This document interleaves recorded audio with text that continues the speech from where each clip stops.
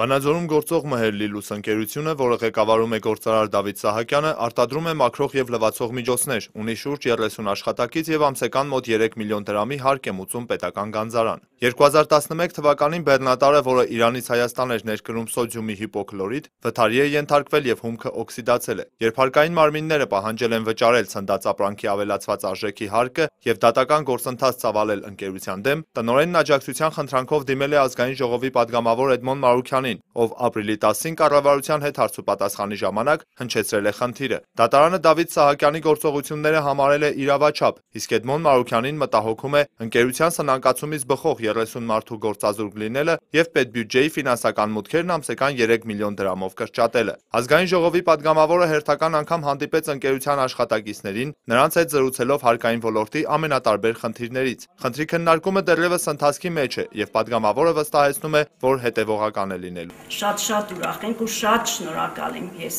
անձամբ,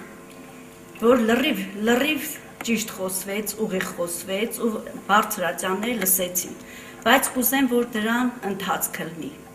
Դրական արդյունքը հետևյալն է իմ պատկերացրած, որ նախ առաջին հերթին ում հարցը որ բարձրացվում է, այն ընկերության հարցը որ բարձրացվում է, այդ ընկերությունը հանգիստ թողան, որ դուք հանգիստ ձեր տնտեսվարությամբ զբաղվեք, եւ մյուս, որ սա նախադեպ ունենա մյուսների համար, դառնա նախադեպ եւ ազդի նաեւ մյուս ընկերությունների վրա։ Ես նաեւ իմ Facebook-յան էջում հայտարարություն եմ արել, որ Վանաձորում գործող բոլոր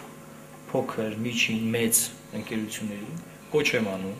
իրենց նմանատիպ խնդիրները նույնպես բարձրացնել, եւ ես պատրաստ եմ իրենց կողքին կանգնեմ իրենց խնդիրները բարձրացնել։ Տարբեր գործարարներ ևս իրենց խնդիրը բարձրաձայնելու խնդրանքով դիմել են պատգամավորին, նա պատրաստ է աջակցելու օրինական դաշտում աշխատած ցանկացած ընկերության, որը ենթարկվել է ոչ իրավաչափ ճնշումների։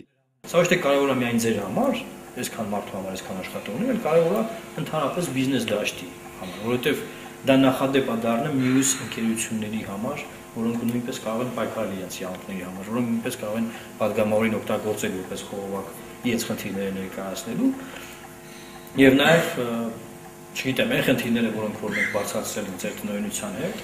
դրանք նախադեպային նշանակություն ունեն, օրինակ ապրանքագիր տալ, չտալ, չգիտեմ, սպառման հետ կապված հարցեր, խանութներում այլ հարցեր, այսինքն մի ընկերության հարց չի սա։ Սա Հայաստանի տնտեսական զարգացման խնդիրն է, սա Հայաստանի տնտեսական դաշտի այն խնդիրն է, որից որ կախված է ընդհանրապես ամբողջ տնտեսության զարգացումը։ Պատգամավորն առավելապես կարևորում է Մհեր Լիլուս ընկերության գործը նախադեպ դարձնելը, որը հետագայում կարող է կիրառվել այլ ընկերություններին պաշտպանելու առումով։ Ինչ տանջանքով ենք սարքեցի հիմնարկը, բայց ոնց ենք քանդել։ Այսօրվա դրության ինչ աշխատողներ ենք ունեցել, աշխատողներ իրանց գումարը հերիք չանել գումար թողին գնացի Ռուսաստան։ Նույնիսկ ստիպված խոսքի մեկը ես էլ եմ ասենք մտածում բան, բայց ասում եմ դա ինչ տանջանքով ենք սարքել։